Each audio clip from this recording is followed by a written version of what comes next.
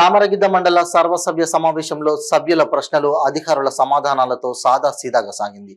ఎంపీపీఏ బక్క నర్సప్ప అధ్యక్షతన నిర్వహించిన మండల సర్వసభ్య సమావేశంలో vice MPP Damodar Reddy, MPDO Sridhar, తహసీల్దార్ జయరాములు, ప్రత్యేక అధికారులు హాజరయ్యారు.